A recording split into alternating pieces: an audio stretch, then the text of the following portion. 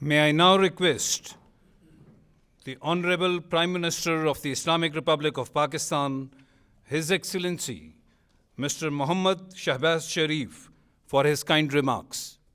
Endi Pokiston Islom Respublikasi bosh vaziri Muhammad Shahbaz Sharif janobi oliylarini o'zining ezgu so'zlari bilan chiqish qilishga taklif etaman.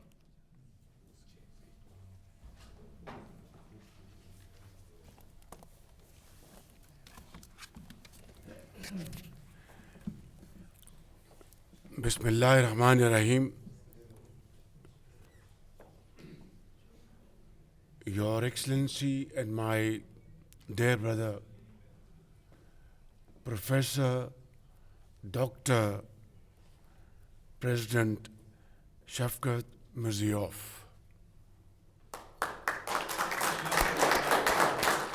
Janobi oliylari, qadrli do'stim, hurmatli professor, doktor, prezident Shavkat Mirziyoyev.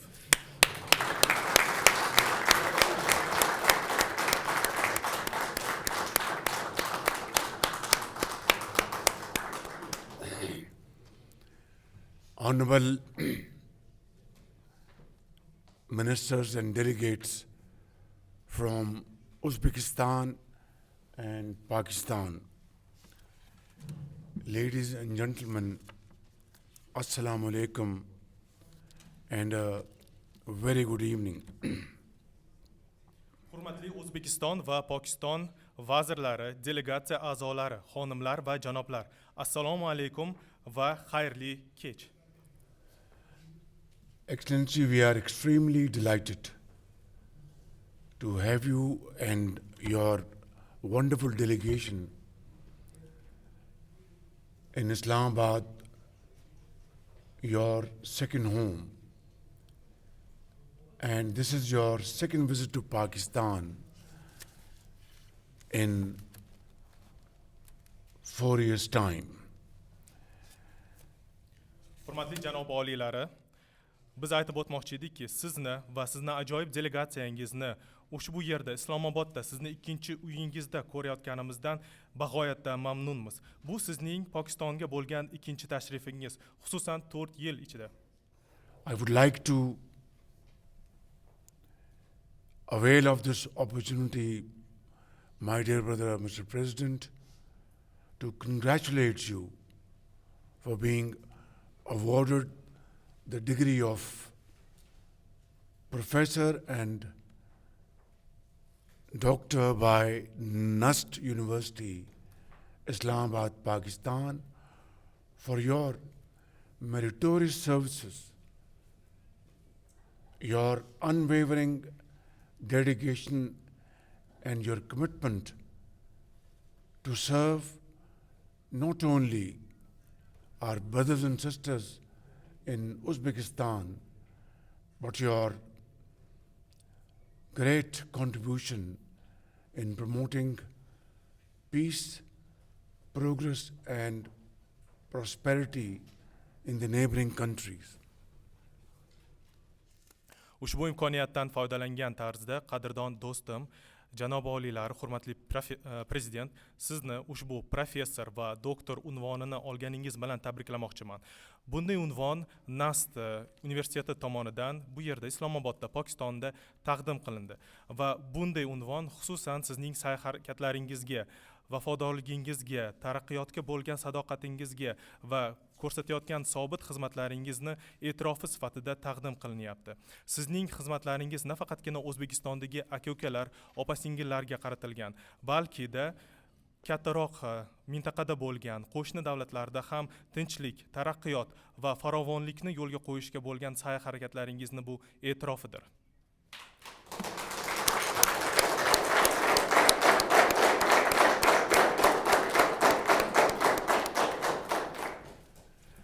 Your Excellency, I would also like to convey my heartfelt congratulations on being awarded the highest civil award of Pakistan, Nishan-e-Pakistan. In English, we would say symbol of Pakistan, for your great services and contribution to strengthen our brotherly relations and your commitment to convert these friendly relations into economic cooperation, trade, investment in various sectors of the two countries. I think, Mr. President, if we had a bigger title and award, you would have been the fittest recipient of this award. Hurmatli janob oliylar, ushbu fursatdan foydalangan holda men chin qalbimdan sizni yana bir bora Pokistonning oliy fuqarolik nishoni bilan nishonlanganingizni tabriklamoqchiman. Xususan bu nishoniy Pokiston, ya'ni Pokiston nishoni deb tarjima qilinadi. Bu sizning yuksak bo'lgan xizmatingiz uchun va shu bilan birgalikda qo'shayotgan hissalaringiz uchun, xususan ikki qardosh davlat o'rtasidagi birodarlik aloqalarini yanada kuchaytirish, do'stona aloqalarimizni turli tuman yo'nalishlarga, xususan savdo, iqtisodiy rivojlanish, investitsiya va bundan tashqari yana ko'p sohalarga tatbiq qilayotganingiz uchun berilayotgan e'tirof nishoni hisoblanadi. Menimcha, agar bizning davlatimizda bundan ham oliyroq nishon bo'lganida, albatta eng mos keladigan shaxs bu siz bo'lardingiz.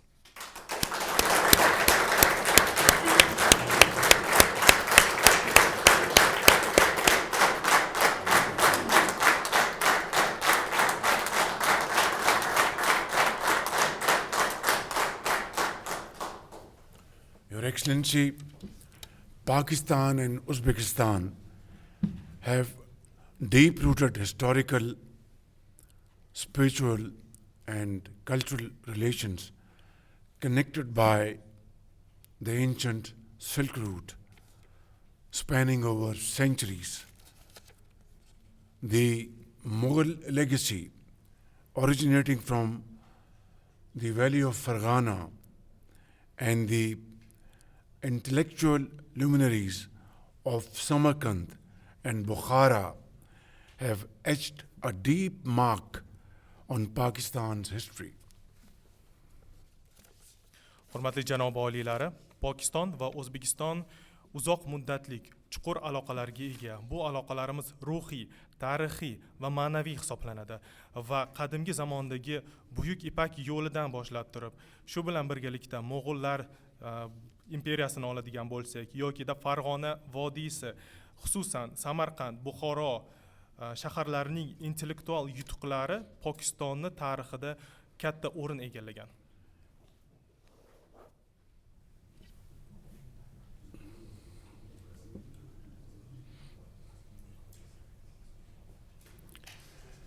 These historical facts provide a very sound foundation of our durable relations and a very bright future. Ushbu tarixiy faktlar bizning porloq kelajagimiz va ishonchli aloqalarimiz uchun kuchli bir fundamentni yaratadi. I would like to convey my deepest sense of gratitude for your leadership and your vision and your commitment to take these relations to heights not known till this point in time. Men chin qalbimdan yana bir bora o'z minnatdorchiligimni bildirmoqchi edim. Sizni olib borayotgan yetakchilik va rahbarlik faoliyatingizga va xususan bizni ushbu birodarlik aloqalarimizni yuksaklarga ko'tarayotganingizga. And I can never forget the warmth and affection showered upon us during my great visit to your great country in February last year, and those memories will remain fresh in our minds for all times to come. Mr. President, we tried to do our best to arrange warmest welcome for you and your delegation, but I'd like to apologize if we have lacked in any way. But I hope, obviously, we could not surpass your warmth, but if we can match your warmth, I think we would have earned our day. O'tgan yili fevral oyida bo'lgan tashrifim mobaynida bizga yuqori darajalik iliq mezbondoshchilikni ko'rsatgan edingiz va ushbu bo'lgan xotiralar iliq tarzda, barra tarzda hali hanuz mening yodimda. Va hurmatli janob prezident va sizni delegatsiyangizga biz ham mana shunday iliq mezbondoshchilik ko'rsatmoqchi bo'ldik. Va albatta sizni mehmondo'stchiligingiz darajasidan biz hech qachon o'tib keta olmaymiz. Lekin umid qilamizki hech qanday kamchilik bo'lmayapti va hech bo'lmaganda sizni darajangizga yaqinlashishga sazovor bo'ldik degan umiddamiz. Today, Mr. President, we held the inaugural meeting of the High-Level Strategic Cooperation Council. This structured mechanism heralds for a very bright future for both our brotherly countries and our people. And in line with your vision, I want to assure you that I will work very closely with you for regional connectivity, as we both are in total agreement that Uzbekistan, Afghanistan, Pakistan rail project will be a game changer, not only for our countries, but for the entire region. And in that, we are ready to join hands and work together to raise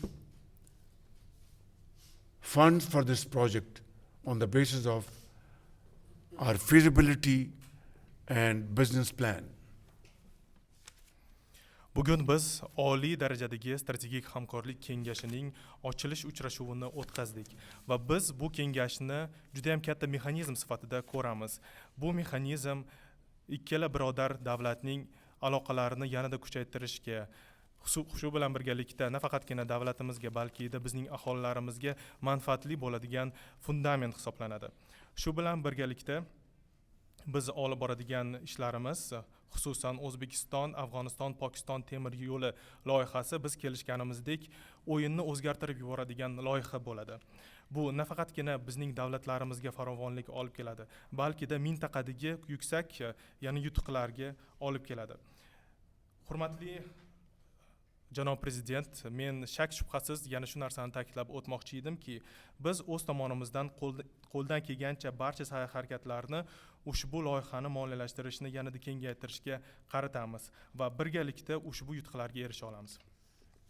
My dear brother, Mr. President, I know for a fact, and it is no flattery at all, rather without an array of flattery, that you are a man of action.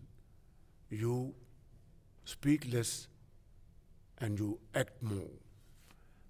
And today's signing of this protocol, which we have just signed together, is a great manifestation of our commitment, your commitment, my commitment, to work together and enhance and expand our economic relations in the field of agriculture, pharmaceutical, textile, leather shoes, tourism, IT, and so on and so forth. We have just signed this protocol, which will lead to constitution of a working group between our two countries. From our side, it will be led by Minister Harun Akhtar, a very dynamic member of our team, and a member from your wonderful team. And they will work day in, day out to chart out a 5-year plan which will cover all spheres of our economic activity. This will be a game changer. This will really move towards a cooperation which world would not have observed before. In this behalf, we have also agreed that we will have a review meeting quarterly of performance and progress of this arrangement.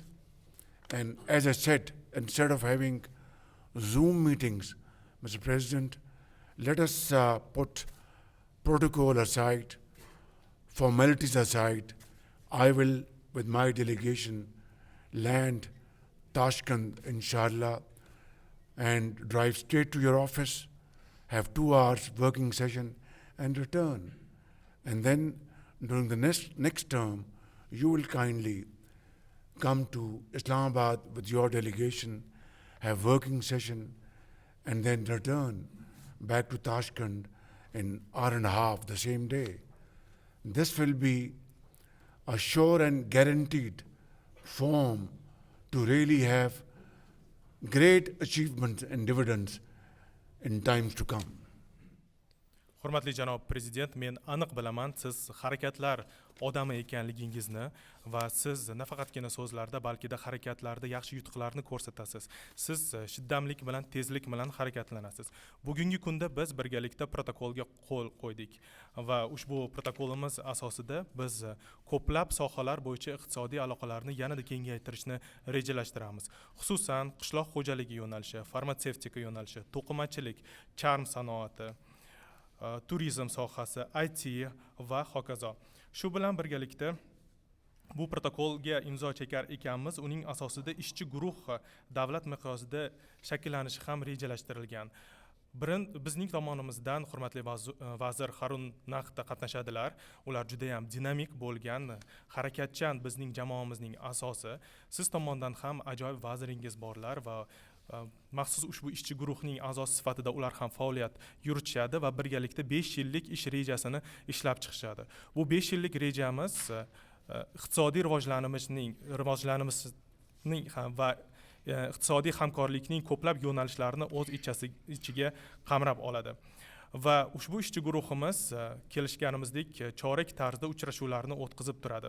Lekin bundan oldingi nutqimda ta'kidlab o'tganimdek, keling ushbu uchrashuvlarimizni onlayn Zoom orqali emas, balki de protokolni chetdan surgan tarzda, offline tarzda amalga oshirsak. Men o'zimni jamoamni olaman va sizning davlatingizga Toshkentga tashrif buyuraman. Sizning ofisingizda 2 soat mobaynida uchrashuv o'tkazib, batafsil masalalarni muhokama qilishimiz mumkin bo'ladi. Bundan keyin biz qaytib ketamiz va o'zimizning ofisimizda ishni davom ettiramiz. Xuddi shunday bizning tashrifimizdan keyin siz ham o'z tashrifingizni amalga oshirsangiz bo'ladi. Ishonchim komilki, mana shunday yondashuv orqali ushbu ishchi guruhimizni samaradorligini yanada oshiramiz va birgalikda yuksak marralarga erishamiz. Your Excellency, I'd like to thank you on behalf of people of Pakistan and my government for your generous gift of Babar Park and Tashkent Lane along with Farg'ona village.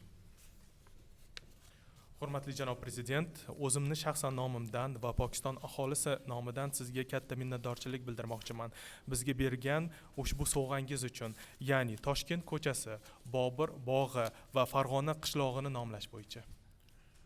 We are very happy that you are also member of Board of Peace along with Pakistan and other Muslim and Arab countries. Together, hopefully, we will, inshallah, under the chairmanship of President Trump, be able to have long-lasting peace in Gaza, its reconstruction, and hopefully materialize two-state solution of Palestine. Your Excellency, thank you very much also for your support to the cause of the people of Kashmir, and together we will work for peace and prosperity, not only for our two countries, but for the region. In conclusion, I'd like to thank you once again and conclude my speech by saying, long live Pakistan-Uzbekistan friendship.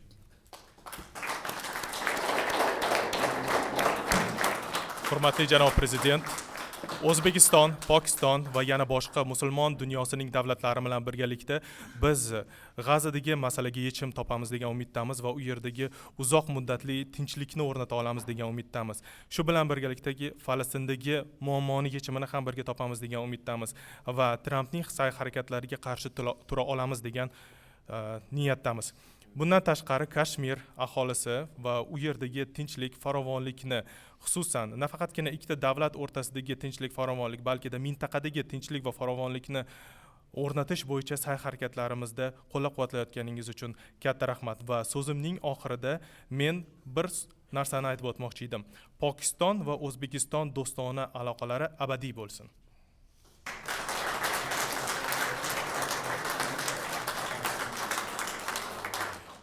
Tramp boshchiligidagi Falastindagi masalani yechamiz degan umiddamiz. Rahmat. May I now request the Honorable President of the Republic of Uzbekistan, His Excellency, Professor Dr. Shavkat Miramonovich Mirziyoyev for his kind remarks. Ana endi O'zbekiston Respublikasi Prezidenti Professor Dr. Shavkat Mirziyoyev janobi oliylariga o'zining ezgu so'zlarini biz bilan ulashishlari uchun taklif etaman. Muhtaram bosh vazir janoblari, hurmatli ommaviy axborot vositalari, hurmatli delegatsiya a'zolari, hurmatli men uchun Shahboz Sharif janoblari oliylarini mana shu yurtlarida bugun mana shunday bizni delegatsiyamizni yuqori martabali mehmon sifatida shunday ehtirom bilan kutib olgani uchun alohida minnatdorchilik bildirmoqchiman. Bugun men shunday qisqa fursatda professor ham bo'ldim, doktor ham bo'ldim. Honorable Prime Minister, Your Excellency, honorable representatives of mass media. First of all, my dear brother, Honorable Shahbaz Sharif, Your Excellency, first of all, I would like to express my sincere gratitude from the bottom of my heart for accepting us for welcoming us at such a high level. And this was quite a short discussions, short day, but during that short several hours we achieved a lot. And especially I would like to, on the outset, to also mention that remarkable outcome of the day, that during one day I became a professor and doctor at the same time.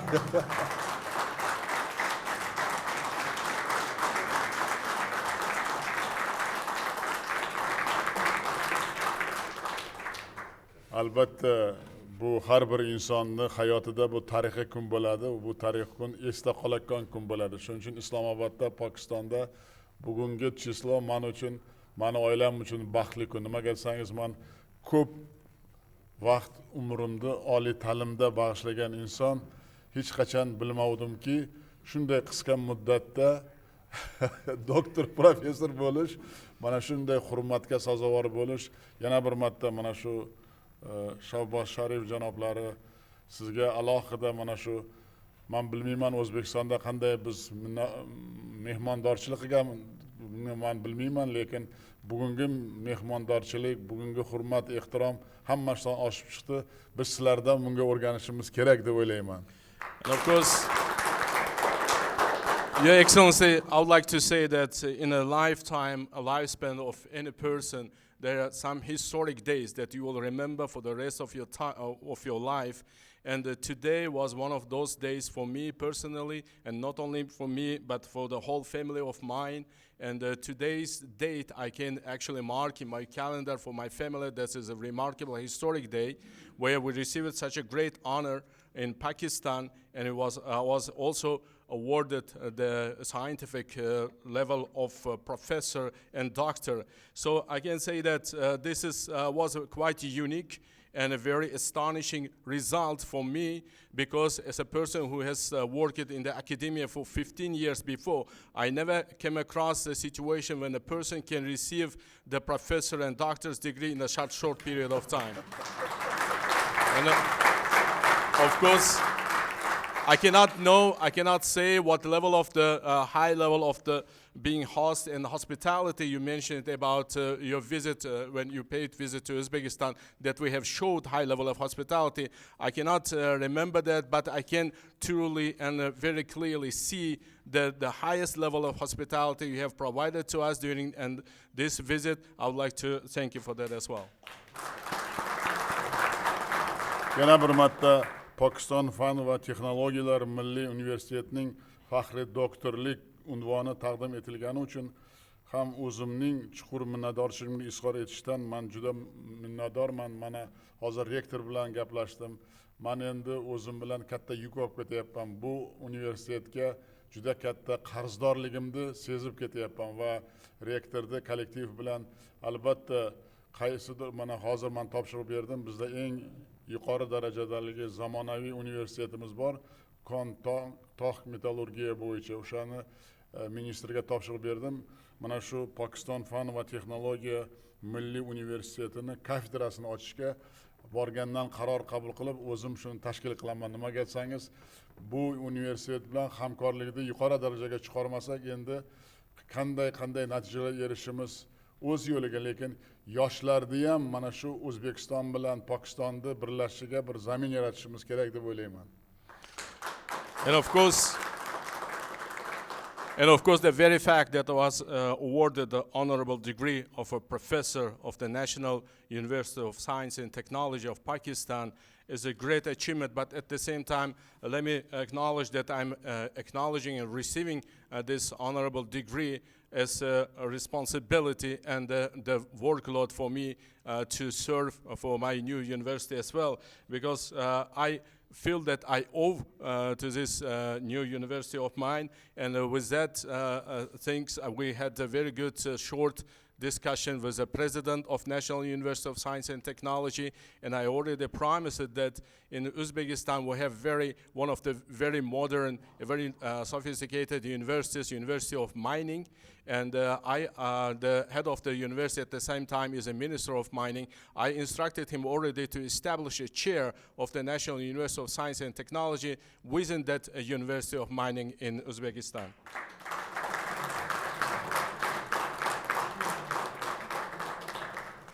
Albatta, mana shu Pokiston Fan va Texnologiya Milliy Universiteti bilan birgalikda mana shu ikkita O'zbekiston bilan Pokiston universitetlari kelajakda ilmiy natijalarga erishishga men o'zim bosh bo'lib juda katta fundament qo'yamiz deb men sizlarga yana bir marta ishontiraman. Kelajakda mana shu bugungi tarixiy kun o'zini izini yangi kashfiyotlar, yangi olimlar, yangi mana shu startaplar chiqarayotgan bir ikkita davlatni zamini bo'ladi deb ishontiraman. And of course, together with the National University of Science and Technology, the academia of Uzbekistan, various universities of Uzbekistan will be collaborating in close collaboration and cooperation. I will make sure that today's historic day will be just a day when we start the whole new page in the cooperation and collaboration between academia of both countries. And I will make sure that as a result of that work, we will come up with new discoveries, new scientific discoveries, as well as we will make sure that we will train and we will give to the service of both countries new scholars, new scientists, and new startups and new businesses. And we make sure that this will be the just historic day that all this collaboration started. Albatta kelajakda ilmiy xodimlar, studentlar almashuvida ham Pokistonda ham O'zbekistonda yangi kashfiyotlar chiqib, qandaydir o'zini natijasini berayotgan hozirgi mana shu kiber xavfsizlik, umuman xavfsizlik, mana sun'iy intellekt bo'yicha yangi kashfiyotlar chiqarishiga juda katta zamin yaratamiz. Bu bir turtki bo'ldi desak, bu ham to'g'ri. And I say that this collaboration between the universities shall cover other areas, including the exchange of faculty members of universities, and as well as the exchange of students. And as a result of that work, we have to make sure that this joint work will provide they're very effective and very demanded outcomes, such as in the area of cybersecurity and the security as whole, as well as in the area of the AI and many, many other areas. And I believe that this will be just the start of this great journey of the scientific and the collaborative work in the education and training. Bugun o'zaro do'stlik muhitida kechayotgan mana shunday quvonchli lahzalarda qadrli birodarim yana bir yangilikni aytdi. Pokistonning oliy davlat mukofoti Pokiston nishoni bilan taqdirlaganimni munosabati bilan tabriklaganingiz uchun va men uchun bu juda katta sharaf deb o'ylayman va bu faqat menga emas, bu e'tirof nafaqat Prezident Mirziyoyevga emas, balki butun O'zbekiston xalqiga nisbatan bildirgan samimiy hurmat va ehtirom ifodasi deb qabul qilaman. And today, Your Excellency also surprised us with yet another great news. Since you have announced that the President of the Uzbekistan was awarded with the highest level award of Pakistan, Nishani Pakistan. And I received that with a great feelings of, first of all, gratitude and gratefulness. At the same time, I believe that this is a clear sign of respect and a clear sign of the close friendship and brotherly relations between the both nations. And this is a high level of the acknowledgement of this close cooperation and friendship and brotherhood, not just between the heads of the states and not towards the President of the Republic of Uzbekistan, but this is a high level of respect toward the whole people of Uzbekistan.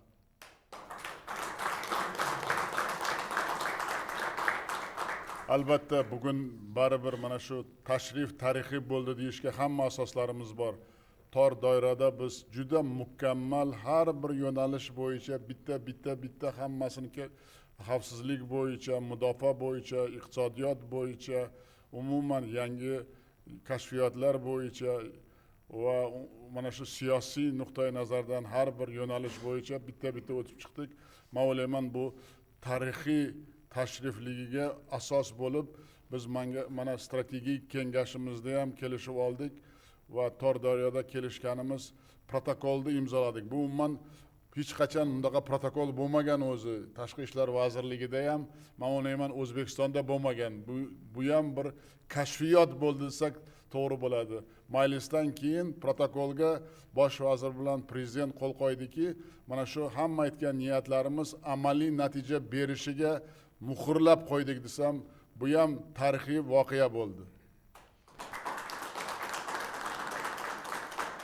Your Excellency, dear friends, we have all the grounds and all the reasons to assure and to announce that today's discussion, today's work and the collaboration we had was a really and truly historic one, because we have discussed all the issues, all the main issues, and in a detailed manner. First of all, during our short and narrow talks, and we have discussed issues starting from the security and the defense, all the way going to economic issues, to political issues, to trade, investments, and many others. And then, as a result of those talks, we have decided that we would sign a protocol that will serve as a basis for signing the larger agreements on establishing this joint councils and joint working groups and domains to work further on those issues. And I can say that the very fact that we have decided to sign such a protocol was a historic one. It never happened in the history of Minister of Foreign Affairs work, as far as I know. And this was for the first time. And this is kind of a new discovery and a kind of a game changer, I should say, Your Excellency. And I think that we, as the heads of the two states, we have signed it and it serves as at the same time as a fundament basis and the sealing our both promises from the both sides that we will deliver on those areas that we discussed. Shuni alohida ta'kidlashni istardimki, jadal rivojlanib borayotgan zamonaviy Pokiston bizning Janubiy Osiyodagi ishonchli hamkorimiz xalqaro miqyosda katta nufuz va obro' e'tiborga ega bo'lgan salohiyati strategik sherigimizdir. I'd like to specifically outline that Pakistan, which is developing very rapidly and which is achieving high results and showing that modern Pakistan can achieve a high level of development. And in South Asia region, Pakistan is our very time-tested and reliable partner and closest friend. Hurmatli bosh vazir janoblari, jahondagi hozirgi murakkab vaziyatga qaramasdan yuksak Pokiston dasturi asosida aholi farovonligi hamda jadal iqtisodiy o'sishni ta'minlash yo'lida ulkan islohotlarni amalga oshirmoqda. Pokiston davlati erishilayotgan bunday salmoqli yutuqlar yaqin birodar sifatida bizni ham, O'zbekiston xalqini ham, meni ham juda beqiyat xursand qiladi va bu yutuqlar bilan bosh vazirni va Pokiston xalqini alohida tabriklamoqchiman. Your Excellency, Honorable Prime Minister, despite the current complex situation unfolding around the world, within the framework of the Iran-Pakistan program, large-scale reforms aimed at ensuring public welfare and accelerated economic growth are being implemented under your leadership, and such achievements of the state of Pakistan undoubtedly make us very pleased and very happy to acknowledge, since we consider ourselves as your closest friends and a brotherly nation.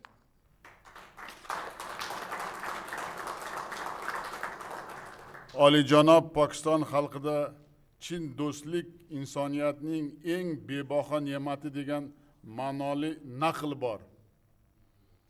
And the very wise, the people of Pakistan has centuries of wisdom, and the Pakistan people, they say that true friendship is the most cherishable value of humanity. Shuning uchun bugungi betakror Islomobod shahridagi ko'chalardan biriga Toshkent nomi berilgani ana shunday yaqin birodarlik ruhini mustahkamlashga qaratilgan yuksak ehtirom ifodasidir. And of course, the very fact that today we actually named one of the streets of Islamabad as by the name of Tashkent, this already is a clear sign of the close friendship and the brotherhood we have and respect to each other. Va mana shu poytaxtning mana shu katta ko'chalardan birida hurmatli birodarim bosh vazir rozi bo'lganlari Zahriddin Muhammad Bobur nomidagi parkni bunyod etish, bu degani biz bir-birimizga qanday tarixda yaqin bo'lganimizni ifodasi va bugungi kun namoyandasi biz bir bo'lganimiz davomiyligi, abadiyligidan bir tasdiq deb o'ylayman va mana shu tez fursatlarda biz yuqori darajadagi hozir birodarim qo'shimcha aytib Farg'ona mahallasi bilan birga shu joyda Bobur parkini oliyjanob qilib yoshlarni eng va Islomobod xalqini yaxshi joylarga birga aylantirishga juda katta harakat qilamiz va yaqin oylarda shu tuhfani albatta Islomobod shahriga biz O'zbekistondan katta tuhfa sifatida albatta topshirishga juda katta harakat qilamiz. And of course, I would like to especially thank my dear brother, Honorable Prime Minister, His Excellency, for accepting our suggestion and permitting to build the park named after the great ancestor Zahriddin Muhammad Babur in one of the areas of Islamabad. And this is a great sign of close friendship and collaboration between us. And also, Your Excellency have added another idea to establish the Fergana village as well. And we will do our best to deliver on your expectations, and we'll try our best to make sure that this park that will be established, built in Islamabad, will serve for the great time and leisure of families and people of Islamabad to come and spend time and know about this friendship and decisions we had. And in the nearest future, we'll make sure that that will be delivered to the people of Islamabad and Pakistan. albatta hozir birodarim aytgan hozir dunyodagi qiyin mojaroli mana shu voqealarga birgalikda hamdard bo'lib mana shu Palestin xalqiga qilayotgan G'azo xalqiga mana shu tashabbuslariga biz juda katta birgalikda harakat qilsak, natijamiz ana shu hozirgi murakkab vaziyatga birgalikda bir bo'lib mana shu tashqi ishlar vazirlarimiz bilan birga har bir tashabbusni birgalikda chiqarsak, men o'ylayman hozirgi mana shu juda tahlikali zamonda do'stlik, birodarlik baribir tinchlikni yo'lini topishiga ishonaman va biz bir bo'lsak, bir yoqadan harakat qilib mana shu dunyo hamjamiyatini bir yoqada qilayotgan juda mana shu muammoli nuqtalariga biz albatta birga harakat qilishga qodirmiz va bu natija bo'lishiga ham ishonamiz.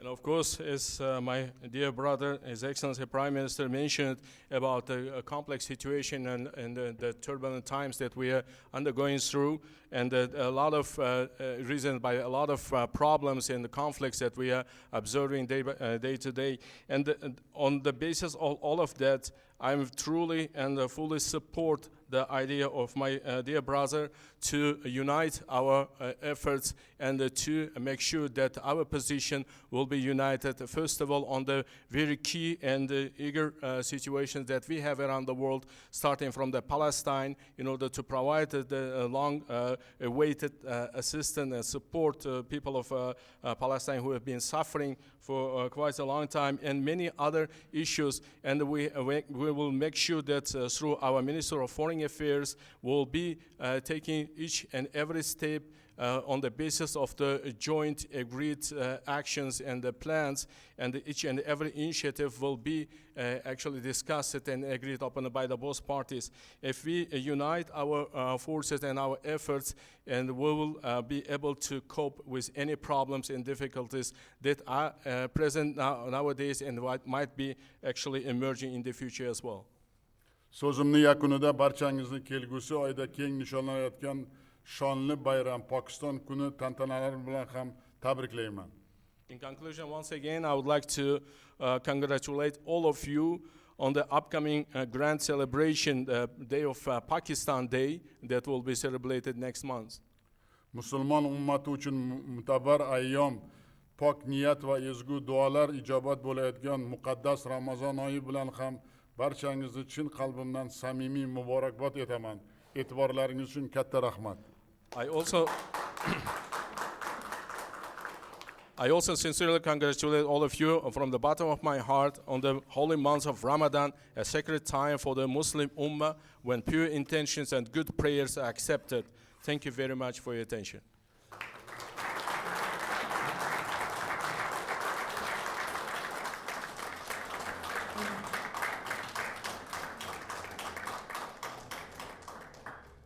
This concludes our today's ceremonies. All distinguished guests are requested to proceed for the official banquet hosted by the Prime Minister of Pakistan in the honor of the President of Uzbekistan. Thank you. Shu bilan bugungi tantanali marosimimiz yakuniga yetdi. Barcha hurmatli mehmonlardan Pokiston bosh vaziri tomonidan O'zbekiston Respublikasi Prezidenti Shavkat Mirziyoyev janobi oliylari sharafiga uyushtirilgan rasmiy ziyofatga o'tishlarini so'raymiz. E'tiboringiz uchun rahmat.